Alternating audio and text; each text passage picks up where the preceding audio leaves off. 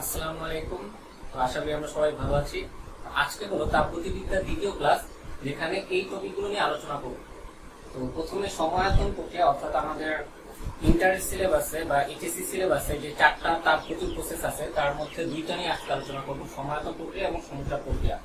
এবং এর পাশাপাশি স্থির আয়তনে গ্যাসের মোলার আপেক্ষিক তাপ, শক্তি সমবিভাজন নীতি, স্থির চাপে গ্যাসের মোলার আপেক্ষিক তাপ, তারপর স্থির চাপে এবং স্থির আয়তনে গ্যাসের মোলার আপেক্ষিক তাপের মধ্যে সম্পর্ক আর এই সংক্রান্ত গাণিতিক সমস্যা এবং তার সমাধান করে দেখব। শুরু করা যাক সমায়তন প্রক্রিয়া দিয়ে।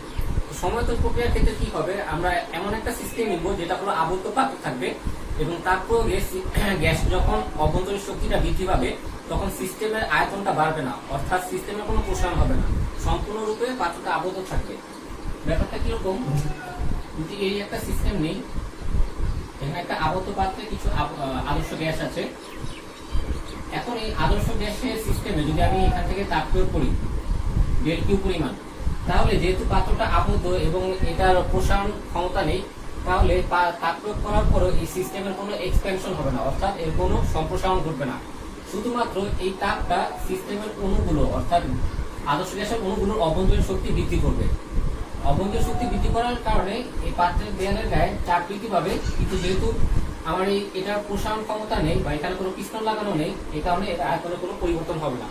অর্থাৎ সিস্টেমের আদি আয়তন যদি ভি থাকে, পরবর্তীতে আয়তনও ভি থাকবে, অর্থাৎ সিস্টেমে আদর্শ গ্যাসগুলো ছুটাছুটি করার জন্য যে ফাঁকা স্থানটা পাবে ওইটা পরিমাণটা অপরিবর্তিত থাকবে। তাহলে তাপগতিবিদ্যার প্রথম সূত্র অনুযায়ী আমরা জানতাম কি, ডেল কিউ সমান del U plus del W, অর্থাৎ আমি যদি সিস্টেমে কোনো তাপ প্রয়োগ করি তাহলে তা সিস্টেমের অভ্যন্তরীণ শক্তি বৃদ্ধি করবে এবং বাকি অংশ কাজে পরিণত হবে। এটা সমান কি লেখা যায়, del U plus integration of P d V, যেখানে ভি1 থেকে ভি2 পর্যন্ত আয়তনে আমরা কৃতকাজটা বের করি সিস্টেমের।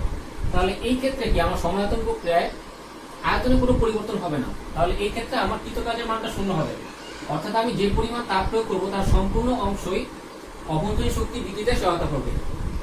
এরপর আমরা যখন স্থির আয়তনে মোলার আপেক্ষিক তাপ করবো তখন এখান থেকে অভ্যন্তরীণ শক্তি পরিবর্তন লেখা যাবে এন সিবি ডেল্টা টি, যেখানে এন হলো মোল সংখ্যা, অর্থাৎ আমি কি পরিমাণ কত মোল আদর্শ গ্যাস নিয়েছি, সিবি হলো স্থির আয়তনে গ্যাসের মোলার আপেক্ষিক তাপ, আর ডেলটি হলো তাপমাত্রার পরিবর্তন।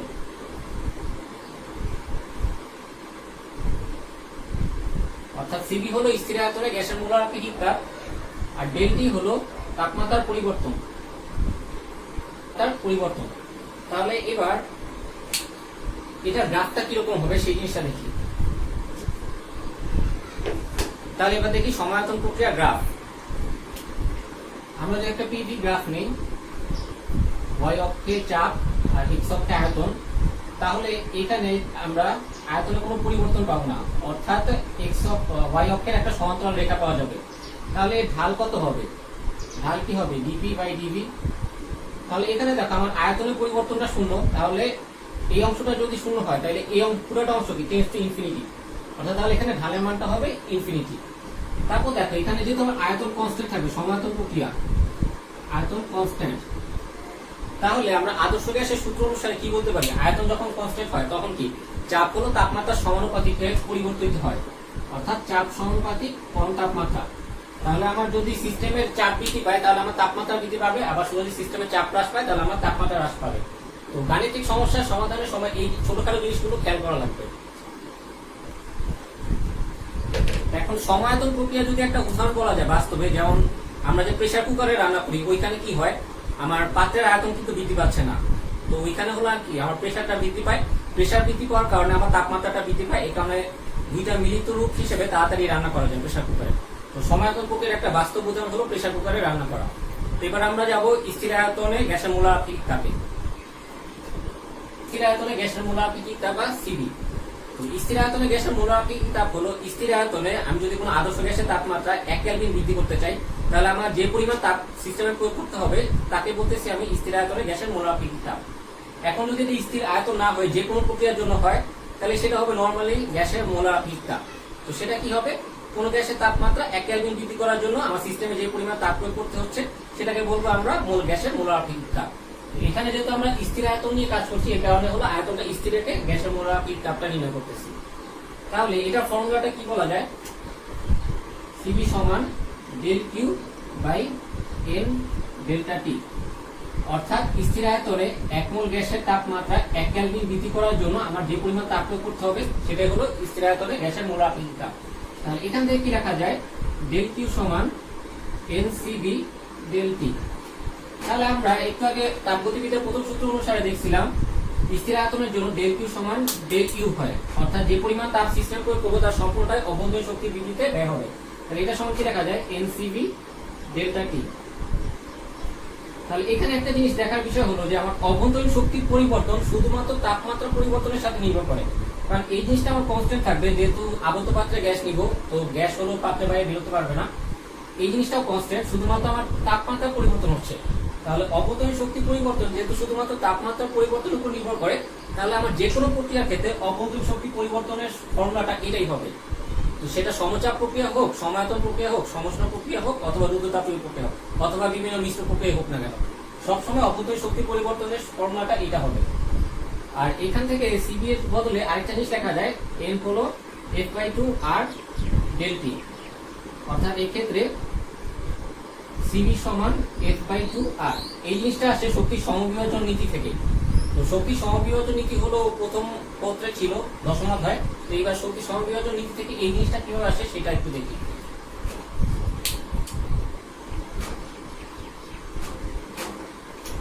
তাহলে আমার শক্তি সমবিভাজন নীতিটা কি ছিল, আদর্শ গ্যাসের ক্ষেত্রে আমার একটা গ্যাসীয় অণু প্রতিটি স্বাধীনতার মাত্রায় সমান পরিমাণ শক্তি বণ্টিত হবে। আর এই সমান পরিমাণ শক্তির মানটা হলো হাফ কে টি, যেখানে কে হলো বোল্টজম্যান ধ্রুবক, কে কে লেখা যায় মোলার গ্যাস ধ্রুবক বা অ্যাভোগাড্রো সংখ্যা। এটা ছিল আমার শক্তি সমবিভাজন নীতির সূত্রটা, মানে মেইন থিমটা। তাহলে এখানে হলো একটা স্বাধীনতার মাত্রার জন্য শক্তির পরিমাণ। তাহলে যদি একটা গ্যাসীয় অণুর এফ সংখ্যক স্বাধীনতার মাত্রা থাকে, তাহলে এফ সংখ্যক স্বাধীনতার মাত্রার জন্য মোট শক্তি পরিমাণ কত হবে, F/2 কেটি। একটা স্বাধীনতার মাত্রার জন্য হাফ কেটি, তাহলে এফ সংখ্যক স্বাধীনতার মাত্রার জন্য F/2 কেটি। তাহলে 1 মোল গ্যাসের অণুর জন্য, 1 মোল আদর্শ গ্যাসের অণুর জন্য, এখানে আদর্শ গ্যাস কেন বলছি, কারণ এই নীতিটা আসছে বা এই তত্ত্বটা আসছে আদর্শ গ্যাসের থেকে। তো আদর্শ গ্যাসের জন্য আমরা দুইটা অণুর মধ্যে কোনো আকর্ষণ বল ধরি না, অর্থাৎ দুইটা অণুর মধ্যে কোনো আকর্ষণ বল কাজ করে না, এবং আদর্শ গ্যাসকে যে পাত্রে রাখা হয় পাত্রের দেয়ালের অণুগুলোর সাথেও আদর্শ গ্যাসের অণুগুলোর কোনো আকর্ষণ থাকে না। এই কারণে আদর্শ গ্যাসের অণুর অভ্যন্তরীণ শক্তি বলতে শুধুমাত্র অণুগুলোর গতিশক্তিকে বোঝানো হয়। তাহলে এই জিনিসটা হলো আদর্শ গ্যাসের অণুর একটা অণুর গতিশক্তি, তাহলে এটাকে বলতে পারি আমরা অভ্যন্তরীণ শক্তি। তাহলে 1 মোল গ্যাসের অণুর জন্য অভ্যন্তরীণ শক্তি পরিমাণ কি হবে, 1 মোল গ্যাসের জন্য অভ্যন্তরীণ শক্তি পরিমাণ হবে F/2 কেটি। এটা হলো একটা অণুর জন্য ইনটু অ্যাভোগাড্রো সংখ্যক অণু।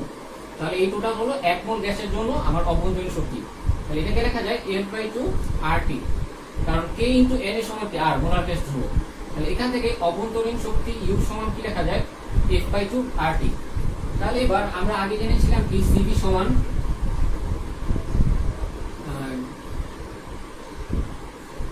আমরা আগে জেনেছিলাম হলো অভ্যন্তরীণ শক্তি পরিবর্তন ডিউ সমান এনসিবি ডিটি। তাহলে এখানে এন যদি আমার 1 মোল হয়, তাহলে এটাকে লেখা যায় অভ্যন্তরীণ শক্তি পরিবর্তন সমান সিবি ডিটি 1 মোলের জন্য। তাহলে এখান থেকে সিবি কি লেখা যায়, ডিউ বাই ডিটি, অর্থাৎ তাপমাত্রার সাপেক্ষে অভ্যন্তরীণ শক্তির পরিবর্তন। তাহলে এখানে ডিডিটি অফ F/2 RT। তাহলে এখানে F/2 R হলো আমার কনস্ট্যান্ট, এই দুটো তো তাপমাত্রার সাথে, এখানে আমরা হলো তাপমাত্রার সাপেক্ষে ডিফারেন্সিয়েট করতেছি, তাহলে এই দুটো হলো আমার কনস্ট্যান্ট। তাহলে এটাকে কি লেখা যায়, F/2 R। তো এখান থেকে অ্যাকচুয়ালি আমরা আগের অংশে লিখেছিলাম সিবি সমান F/2 R। তো এই অংশটা হলো প্রথম পত্রে দেওয়া আছে, তবুও দ্বিতীয় পত্রের এই চ্যাপ্টারটাই যদি আমরা কখনো দরকার হয় তখন আমরা এই ফর্মুলাটা ইউজ করতে পারবো।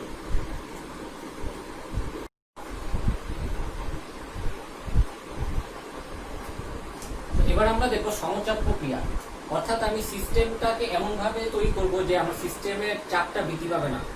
অর্থাৎ আমার একটা সিস্টেম যদি এরকম হয় যে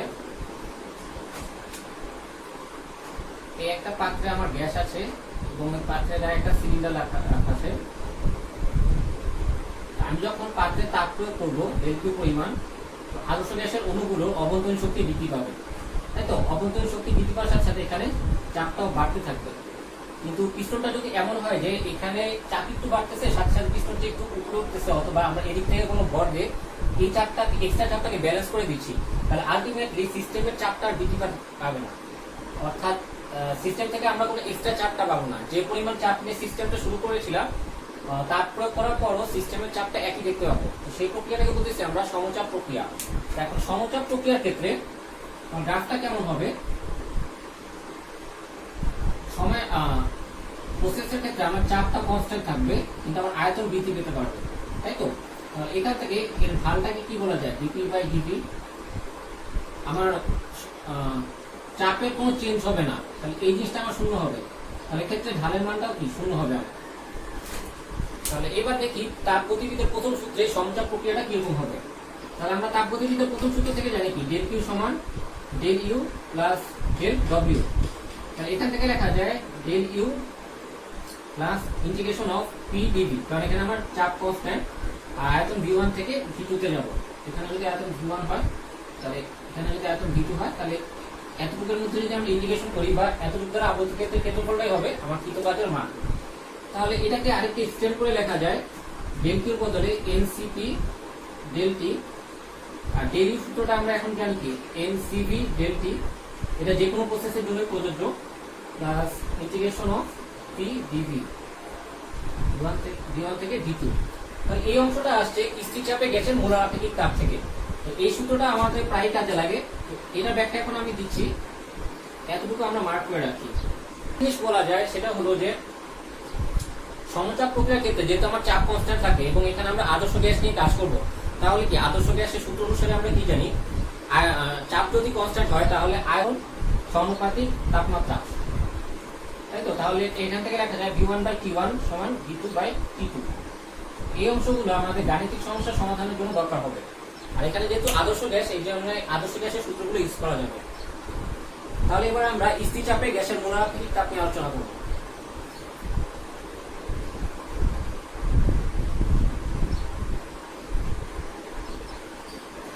তাহলে স্থির চাপে গ্যাসের মোলার আপেক্ষিক তাপটা কি হবে?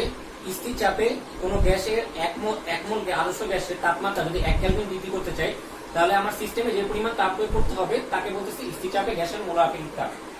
এখানে বলা যায় সিপি সমান del Q by n delta T, অর্থাৎ স্থির চাপে 1 মোল আদর্শ গ্যাসের তাপমাত্রা 1 কেলভিন বৃদ্ধি করার জন্য আমার যে পরিমাণ তাপশক্তি প্রয়োগ করতে হবে তাই হলো স্থির চাপে গ্যাসের মোলার আপেক্ষিক তাপ।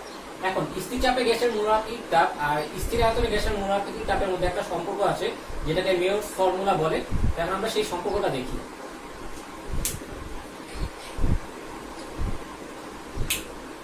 এখন আমরা দেখবো মেয়র্স ফর্মুলা সিপি মাইনাস সিবি সমান আর, এটা কিভাবে আসছে। তাহলে আমরা এখন 1 মোল আদর্শ গ্যাস নিলাম, একটা সিস্টেমে 1 মোল আদর্শ গ্যাস নিলাম এবং সিস্টেমে ডেল কিউ পরিমাণ তাপ প্রয়োগ করলাম। যেহেতু এই সিস্টেমটা একটা আবদ্ধ পাত্র, তার মানে এটা স্থির আয়তন অবস্থায় আছে, অর্থাৎ তাপ প্রয়োগে আমার আয়তনে কোনো পরিবর্তন হবে না। তাহলে এখান থেকে সিবি সমান কি লেখা যায়, del Q by del T. যেহেতু আমার 1 মোল আদর্শ গ্যাস নিয়েছি তাহলে এখানে এন এর ভ্যালুটা 1 হবে, এই কারণে এনটা লিখলাম না। তাহলে এখান থেকে লেখা যায় ডেল কিউ সমান সিবি ডেল্টা টি। এই অংশটা কি আমরা জানি কি অভ্যন্তরীণ শক্তির পরিবর্তনের মান হবে, এটা যে কোনো প্রসেসের জন্য। এবার আসি স্থির চাপে। এখন ধরলাম এই সিস্টেমটা আয়তন প্রসারিত হতে পারে এবং এটা স্থির চাপে আছে, এখানে একটা পিস্টন আছে। এবার যদি তাপ প্রয়োগ করি তাহলে সিপি সমান কি হবে, ডেল কিউ বাই ডেল টি।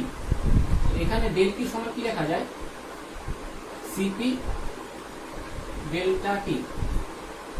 তাহলে এবার এগুলোর ক্ষুদ্র পরিবর্তনের জন্য আমরা যদি তাপগতিবিদ্যার প্রথম সূত্রটা লিখি স্থির চাপের ক্ষেত্রে, তাহলে কি লেখা যায়, ডিকিউ সমান ডিইউ প্লাস ডি ডব্লিউ। এটা স্থির চাপের সমচাপের জন্য, সমচাপের জন্য।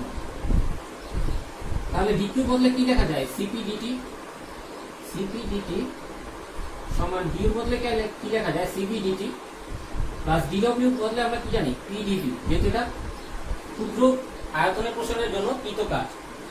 তাহলে আদর্শ গ্যাস, যেহেতু এখানে আমরা আদর্শ গ্যাস নিয়ে কাজ করছি, তাহলে আদর্শ গ্যাসের সূত্র অনুসারে কি লেখা যায়, পিভি সমান আরটি 1 মোলের জন্য।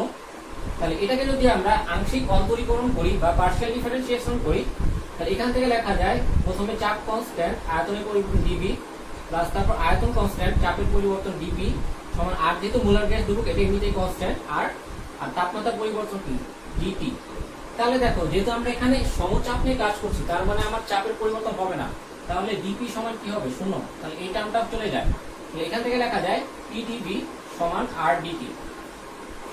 এই পিডিবি সমান আরডিটিটা যদি এখানে লিখি তাহলে কি হবে, সিপিডিটি সমান সিভিডিটি প্লাস আরডিটি। দেখো এখানে দুই জায়গায় তাপমাত্রা পরিবর্তন ছিল, এই কারণে এই টার্মটাকে তাপমাত্রা পরিবর্তনের সাপেক্ষে লেখার জন্য এতটুকু কাজ করে নিয়েছি। তাহলে এবার উভয় পাশ থেকে তাপমাত্রা পরিবর্তনগুলো যদি বাদ দিয়ে লিখি তাহলে এখান থেকে লেখা যায় সিপি সমান সিবি প্লাস আর, অর্থাৎ সিপি মাইনাস সিবি সমান আর। তাহলে এটাই হলো মেয়রের ফর্মুলা, এবং এই ফর্মুলাটা আমাদের প্রায় কাজে লাগবে গাণিতিক সমস্যার সমাধান করার জন্য।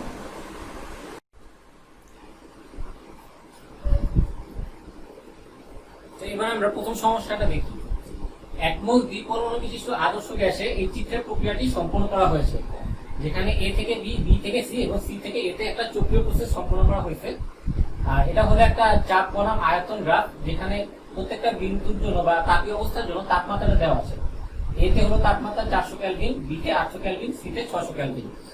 তাহলে এই সম্পূর্ণ প্রসেসের জন্য অভ্যন্তরীণ শক্তি পরিবর্তন এ বি এর জন্য, বিসি এর জন্য, সি এর জন্য অভ্যন্তরীণ শক্তি পরিবর্তন নির্ণয় করতে হবে।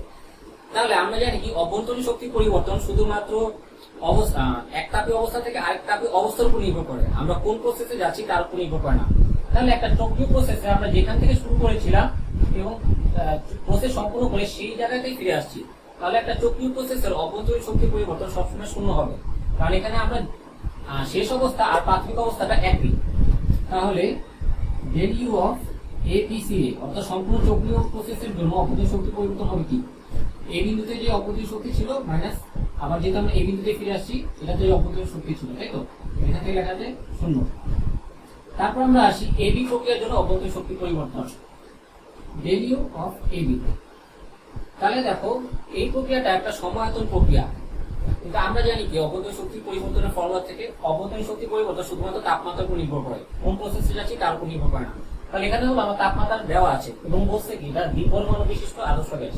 তাহলে এখান থেকে লেখা যায় এটা অভ্যন্তরীণ শক্তি পরিবর্তনে কি হবে, এনসিভি ডেল টি। তাহলে এখানে দেখো এন হলো কি এক মোল আদর্শ গ্যাসের জন্য, সিভি ভ্যালু দেখো সরাসরি দেওয়া নাই।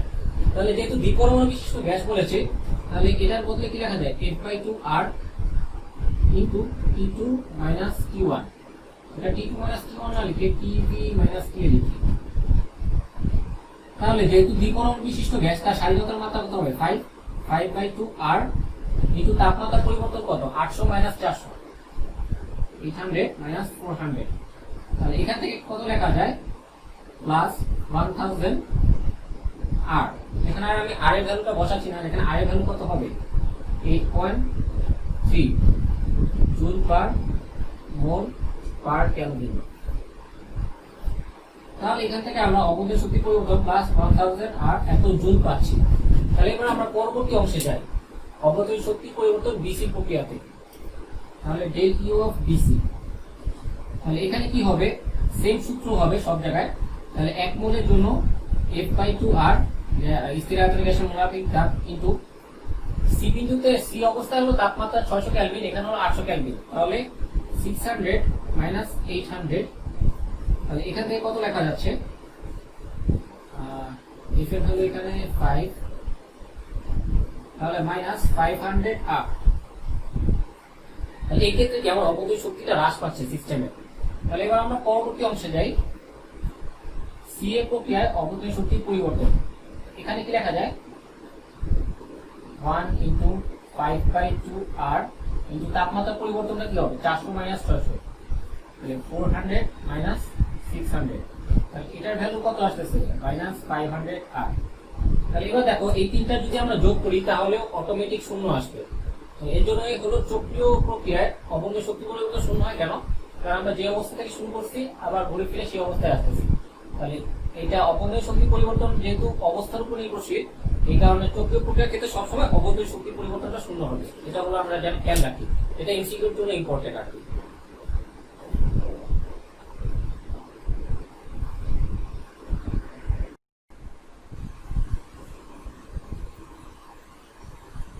তাহলে এবার আমরা দ্বিতীয় প্রবলেমটা দেখি। একটি আদর্শ, এখানে একটা পিভি গ্রাফ দেওয়া আছে চাপ বনাম আয়তন, সেখানে হলো একটি আদর্শ গ্যাসের উপর একটি প্রক্রিয়া দেখানো হয়েছে, এখানে এ থেকে বি, বি থেকে সি এবং এরপর সি থেকে এ তে আসা হয়েছে। তাহলে প্রতিটা প্রক্রিয়ার জন্য কাজের মান নির্ণয় করতে বলা হয়েছে। তাহলে এবার প্রথম প্রক্রিয়াটা কি দেখো, সমচাপ প্রক্রিয়া। এখানে চাপটা কনস্ট্যান্ট আছে। তাহলে সমচাপ প্রক্রিয়ার গ্রাফের ক্ষেত্রে আমরা জানি কি, এই রেখাটা দ্বারা আমার এক্স অক্ষের সাথে যে আবদ্ধ ক্ষেত্রটা উৎপন্ন হবে ওই ক্ষেত্রের ক্ষেত্রফলটাই হলো আমার কৃত কাজের মান। তাহলে দেখো এখানে একটা আয়তক্ষেত্র উৎপন্ন হচ্ছে, তাহলে এই ক্ষেত্রে কৃত কাজের মানটা কত হবে, এবি সমান আমার এতটুকু ভ্যালু কত 250, 450 মাইনাস 200। যেহেতু এটা মিলিলিটারে নেওয়া আছে, এটা আমাদের মিটার কিউবে নিতে হবে, কারণ আমরা জানি কি যখন আমরা জুলে কনভার্ট করি শক্তিটাকে বা কাজের মানটাকে, তখন আয়তনটা মিটার কিউবে আর চাপটা হলো নিউটন পার মিটার স্কয়ার বা প্যাসকেলে হতে হবে, তাই তো। তাহলে মিলিলিটারকে মিটার কিউবে কনভার্ট করার জন্য 10⁻⁻6 দ্বারা গুণ করে দিতে হবে। কিন্তু আমার এতটুকু কত আছে 120 কিলো প্যাসকেল, তাহলে 120 ইনটু 10⁻3, এটার ভ্যালু আসে প্লাস 30 জুল। অর্থাৎ এই প্রক্রিয়ায় আমার প্লাস 30 জুল কাজ সম্পন্ন হয়েছে, অর্থাৎ এই প্রক্রিয়ায় সিস্টেম হলো বাহ্যিক কাজ সম্পন্ন করেছে। তাহলে এবার আসি W of DC. W of ডিসির ক্ষেত্রে দেখো এটা হলো একটা সমায়তন প্রক্রিয়া, কারণ এখানে আমার আয়তনে কোনো চেঞ্জ হয়নি।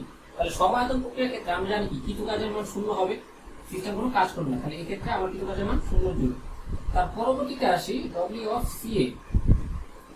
এবার দেখো সিএটা আমরা কোনো প্রক্রিয়ার মধ্যে ফেলতে পারতেছি না, অর্থাৎ এখানে চাপের পরিবর্তন হচ্ছে, আয়তনের পরিবর্তন হচ্ছে। বাট এটা যেটা একটা পিপি গ্রাফে দেওয়া আছে, তার মানে এখানকার এই সিএ রেখা দ্বারা আমার যে পরিমাণ ক্ষেত্রফল উৎপন্ন হবে এক্স অক্ষের সাথে, সেটাই হবে আমার কৃত কাজের মান। তাহলে এই সিএ দ্বারা এখানে একটা ট্রাপিজিয়াম উৎপন্ন হচ্ছে এক্স অক্ষের সাথে। তাহলে ট্রাপিজিয়ামের ক্ষেত্রফলের সূত্র আমরা কি জানি, হাফ ইন্টু সমান্তরাল বাহুদের যোগফল ইন্টু এদের মধ্যবর্তী দূরত্ব।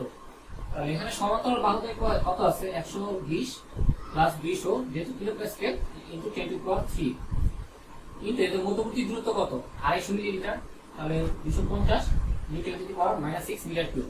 তাহলে এটাকে একবারে লিখতে পারি আমরা জুল। তাহলে এখান থেকে আসে দেখো 40 জুল। কিন্তু এখন এই কাজটা পজিটিভ না নেগেটিভ, অর্থাৎ সিস্টেম কাজ করছে না সিস্টেম উপর কাজ করা হয়েছে। এখানে দেখো আমার আয়তন হ্রাস পাইছে, অর্থাৎ এখানে সংকোচন হয়েছে। যখন সংকোচন হয় তখন সিস্টেমের উপর কাজ করা হয়, এই কারণে তখন কাজের মানটা নেগেটিভ আসবে। পরবর্তীতে বলছে আমার মোট চাপটা, অর্থাৎ এই চক্রীয় প্রক্রিয়ার মোট চাপটা নির্ণয় করতে। তাহলে মোট চাপটা কি হবে, এই সম্পূর্ণ সমষ্টি এবি সিএ, তাহলে plus 30 joule plus 0 joule minus 40 joule, তাহলে মোট আসতেছে কত -10 জুল। এখন দেখো শুধু এমসিকিউর জন্য যদি এই জিনিসটা আসতো যে সম্পূর্ণ প্রক্রিয়ার জন্য আমার কৃত কাজটা বের করা, তাহলে সম্পূর্ণ প্রক্রিয়ার জন্য এখানে একটা ত্রিভুজ ক্ষেত্র উৎপন্ন হয়েছে, তাহলে আমার এই ত্রিভুজ ক্ষেত্রের মানটাই হবে আমার কৃত কাজের মান। তো এখান থেকে যখন হাফ ইন্টু ভূমি ইন্টু উচ্চতা করবো তখন আমার 10 জুল আসবে। কিন্তু কথা হলো সেটা পজিটিভ না নেগেটিভ। এখন দেখো চক্রটা আমার ঘড়ির কাঁটা বিপরীত দিকে আছে, তাহলে চক্রীয় প্রসেসে চক্রটা যদি ঘড়ির কাঁটা বিপরীতে থাকে তাহলে আমার কাজের মানটা সবসময় নেগেটিভ আসবে, অর্থাৎ সিস্টেমের উপর কাজ করা হয় এই ক্ষেত্রে। আর এই চক্রটা যদি আমার ঘড়ির কাঁটার দিকে হইতো, অর্থাৎ চক্রটা যদি এভাবে হইতো ঘড়ির কাঁটার দিকে, তাহলে আমার কাজের মানটা পজিটিভ আসতো এই ক্ষেত্রে। এখান থেকে সবসময় পজিটিভ কাজ পাওয়া যাবে। আর যদি ঘড়ির কাঁটা বিপরীত দিকে চক্রটা হয় তাহলে পুরো চক্র থেকে সবসময় নেগেটিভ কাজ পাওয়া যাবে, অর্থাৎ সিস্টেমের উপর কাজ হবে, আর এই ক্ষেত্রে হলো সিস্টেম দ্বারা কাজ হবে। এই ছোটখাটো জিনিসগুলো যেন খেয়াল রাখলে আমরা এমসিকিউতে অনেক সুবিধা পাবো। তাহলে এবার আমরা পরবর্তী ম্যাথে যাই।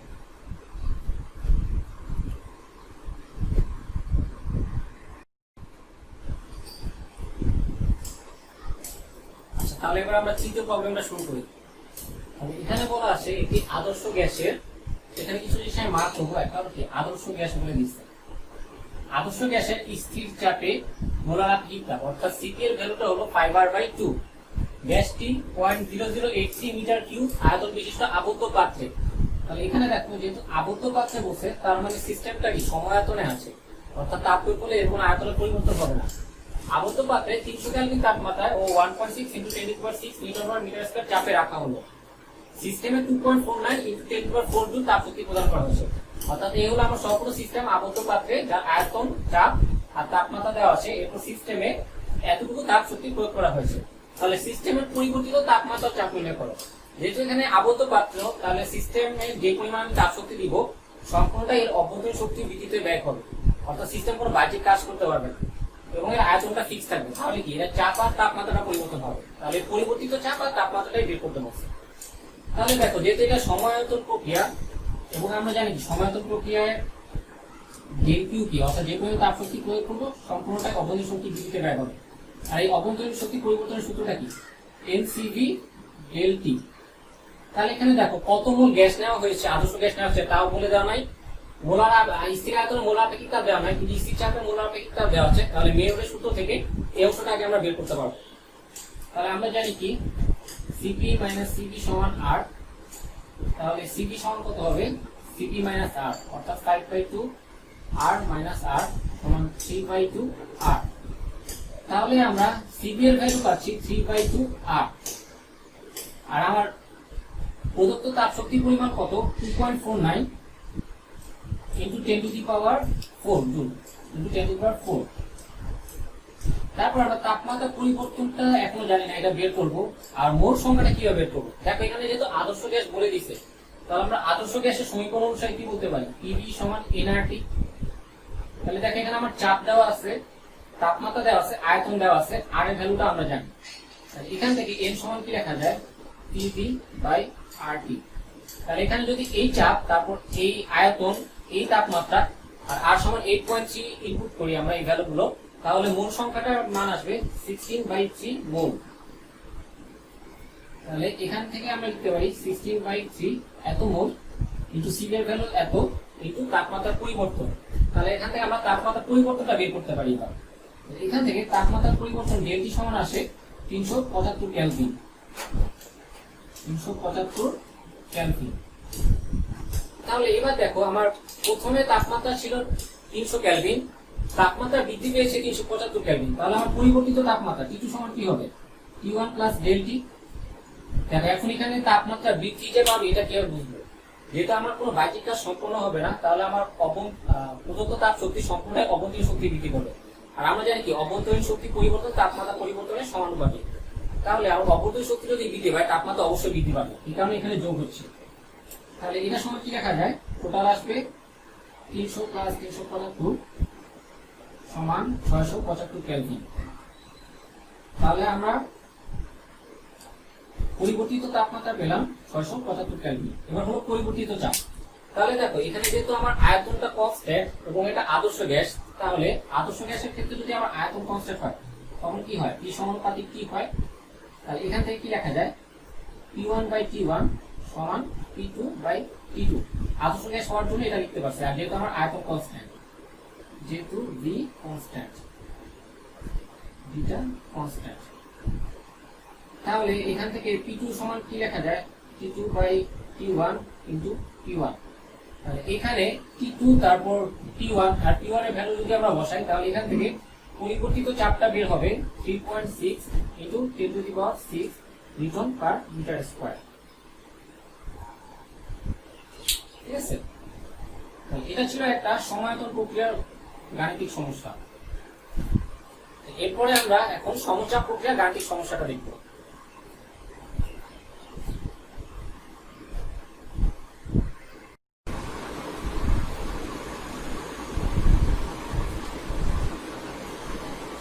এবার আমরা দেখব আমাদের চতুর্থ প্রবলেমটা। আমাদের চতুর্থ প্রবলেমে বলা হয়েছে 1 কেজি পানিকে 100 ডিগ্রি সেন্টিগ্রেড স্থির তাপমাত্রায় এবং 1 অ্যাটমসফিয়ার বা 100 কিলো প্যাসকেল স্থির চাপে জলীয় বাষ্পে রূপান্তর করা হলে পানির অভ্যন্তরীণ শক্তির পরিবর্তন নির্ণয় করো। পানি ও জলীয় বাষ্পের ঘনত্ব যথাক্রমে 1000 কেজি পার মিটার কিউব এবং 0.6 কেজি পার মিটার কিউব দেওয়া আছে। আর পানির বাষ্পীভবনের সূত্রতা 2.25 × 10⁶ জুল পার কেজি। এখন এখানে পানির অভ্যন্তরীণ শক্তির পরিবর্তন নির্ণয় করতে বলছে। তো আমরা আদর্শ গ্যাসের সমীকরণের আদর্শ গ্যাসের সময় পড়েছিলাম যে অভ্যন্তরীণ শক্তির পরিবর্তন শুধুমাত্র তাপমাত্রা পরিবর্তনের উপর নির্ভরশীল। কিন্তু এখানে আবার বলা হয়েছে কি এখানে তাপমাত্রাটা স্থির 100 ডিগ্রি সেন্টিগ্রেড স্থির তাপমাত্রায়, তাহলে কি অভ্যন্তরীণ শক্তি পরিবর্তন শূন্য হবে না, কারণ তখন অভ্যন্তরীণ শক্তির পরিবর্তন যে আমরা করেছিলাম তাপমাত্রা সমানুপাতিক, সেটা ছিল কি আদর্শ গ্যাসের ক্ষেত্রে। তো সেখানে কোনো আমার অবস্থার পরিবর্তন ছিল না, কিন্তু এখানে পানি তরল অবস্থা থেকে বাষ্পীয় অবস্থায় যাচ্ছে। তো পানি যখন তরল অবস্থা থেকে বাষ্পীয় অবস্থায় যায় তখন এর অভ্যন্তরীণ শক্তিটা অবশ্যই বৃদ্ধি পায়, কারণ যখন তরল অবস্থায় থাকে তখন অণুগুলোর মধ্যে ছোটাছুটি খুবই কম থাকে এবং অণুগুলো কাছাকাছি অবস্থান করে। এ থেকে যখন বাষ্পীয় অবস্থায় যায় তখন অণুগুলোর মধ্যে ছোটাছুটি বৃদ্ধি পায় এবং মধ্যকার দূরত্ব বৃদ্ধি পায়। অর্থাৎ এতে অভ্যন্তরীণ শক্তিটা বৃদ্ধি পায়। এই অবস্থা পরিবর্তনের সময় যে অভ্যন্তরীণ শক্তি বৃদ্ধি এটা তাপমাত্রার উপর নির্ভরশীল হচ্ছে না। এই কারণে এই ক্ষেত্রে পানির অভ্যন্তরীণ শক্তির অবশ্যই পরিবর্তন হবে। এখন অভ্যন্তরীণ শক্তি পরিবর্তন ডিউ সমান একটা ফর্মুলা ছিল এনসিভি ডেল্টা টি। তাহলে এই ফর্মুলাটা হলো আদর্শ গ্যাসের জন্য ছিল, কিন্তু এখানে যেহেতু আদর্শ গ্যাসের ব্যাপারটা হচ্ছে না, এখানে হচ্ছে তরল অবস্থা থেকে বাষ্পীয় অবস্থায় যাওয়া, সেই ক্ষেত্রে আমরা তাপগতিবিদ্যার প্রথম সূত্রটা প্রয়োগ করব। তাপগতিবিদ্যার প্রথম সূত্র ছিল কি, অভ্যন্তরীণ শক্তি পরিবর্তন সমান আমি সিস্টেমে কি পরিমাণ তাপ প্রয়োগ করবো মাইনাস সিস্টেম থেকে কি পরিমাণ কাজ পাওয়া যাবে। তাহলে এই সূত্রটা তাপগতিবিদ্যার এই প্রথম সূত্রটা আমার কঠিন তরল বায়বীয় সকল প্রকার অবস্থার জন্য প্রযোজ্য। এই কারণে এই প্রবলেমটা সলভ করার জন্য আমাদের এই ফর্মুলাটা দিকে অগ্রসর হতে হবে। এই ফর্মুলাটা হলো আমার গ্যাসীয় সিস্টেমের জন্য, ঠিক আছে? তাহলে এবার আমরা সলভ করি ম্যাথটা।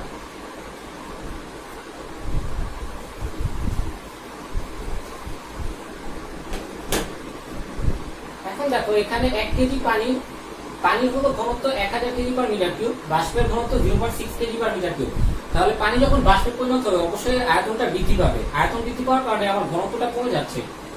তাহলে আয়তন বৃদ্ধিটাকে ডেল ভি হলো স্টিম অবস্থায় আয়তন মাইনাস পানি যখন তরল অবস্থায় আসে তার আয়তন। তাহলে এটাকে কি লেখা যায়, m by rho of steam পানি বাষ্পের ঘনত্ব minus m by rho of water পানির ঘনত্ব। তাহলে আমি 1 কেজি পানি নিয়েছিলাম, এখানে 1, আর বাষ্পের ঘনত্ব দেওয়া আছে 0.6 KG per metre cube, minus এখানেও পানির ভর 1 কেজি আর ঘনত্ব 1000 কেজি পার মিটার কিউব। তাহলে আয়তনের চেষ্টা এত মিটার কিউব, যেটা হলো 1.7 মিটার কিউব। তাহলে এখানে যেহেতু স্থির চাপে হয়েছে, তাহলে স্থির চাপে কাজ বের করার ফর্মুলা কি ছিল, ডেল ডব্লিউ সমান পি ডেল্টা ভি, তা চাপ কিন্তু আয়তনের পরিবর্তন। তাহলে চাপ গুলো দেওয়া আছে 100 কিলো প্যাসকেল, 100 ইনটু 10⁻³ ইনটু আয়তনের পরিবর্তন 1.7। তাহলে এটাকে লেখা যায় 1.7 ইনটু 10⁵ জুল। তাহলে আমি এই পরিমাণ কাজ করেছি পানিকে জলীয় বাষ্পে পরিণত করার জন্য। এখন এই ক্ষেত্রে আমার কি পরিমাণ তাপ প্রয়োগ করতে হচ্ছে? আমরা জানি কি, পানি যখন স্থির তাপমাত্রায় তরল অবস্থা থেকে বায়বীয় অবস্থায় পরিণত হয় তখন এটি সুপ্ত তাপ গ্রহণ করে। এই কারণে এখানে পানির বাষ্পীভবনে সুপ্ত তাপ দেওয়া আছে। তাহলে কি পরিমাণ তাপ প্রয়োগ করা হয়েছে, এটা হবে ডেল কিউ সমান m এল ভি। তাহলে এখানে m হলো 1 কেজি আর পানির বাষ্পীভবনের সুপ্ত তাপ কত, 2.25 ইনটু 10⁶ জুল। তাহলে এতটুকু হলো আমার কি পরিমাণ তাপ শক্তি প্রয়োগ করতে হচ্ছে সেটা। তাহলে এবার তাপগতিবিদ্যার প্রথম সূত্র হতে কি লেখা যায়, ডেল ইউ সমান del Q minus del W. এখানে এই দুইটার ভ্যালু বসালে অ্যান্সারটা আসবে 2.08 ইনটু 10⁶ জুল। তাহলে আমার পানির অভ্যন্তরীণ শক্তি পরিমাণ, অভ্যন্তরীণ শক্তি বৃদ্ধিটা এতখানি হবে। অর্থাৎ পানি থেকে যখন জলীয় বাষ্পে যাবে তখন তার অভ্যন্তরীণ শক্তিটা এত জুল বৃদ্ধি পাবে। আশা করি ম্যাথটা সবাই বুঝা গেছে এবং কোন জায়গায় কি অ্যাপ্লাই করা হয়েছে সেই কারণগুলো সবার কাছে ক্লিয়ার। এবার আমরা লাস্ট আরেকটা প্রবলেম দেখব এই ভিডিওতে।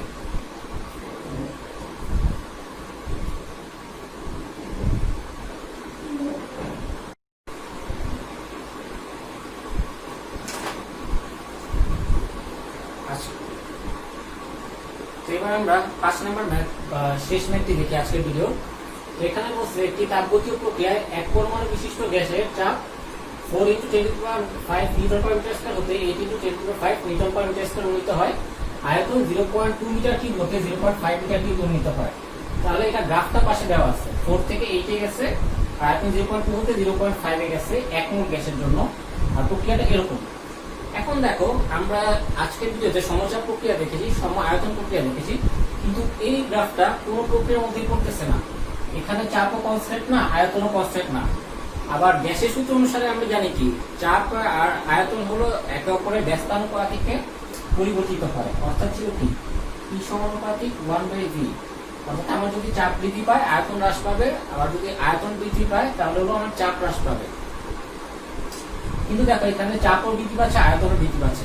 তাহলে এই গ্রাফটা এরকম গ্যাসের যে, তাহলে এই গ্রাফটা গ্যাসের যে সকল ফর্মুলা আছে সেই ফর্মুলার ভিতর পড়তেছে না। তাহলে এই ম্যাথটা একটু ডিফারেন্ট। তাহলে এবার ম্যাথটা আমরা সলভ করা শুরু করি। তাহলে প্রথমে বলছে যে কৃত কাজ, এবি প্রক্রিয়া কৃত কাজের পরিমাণ।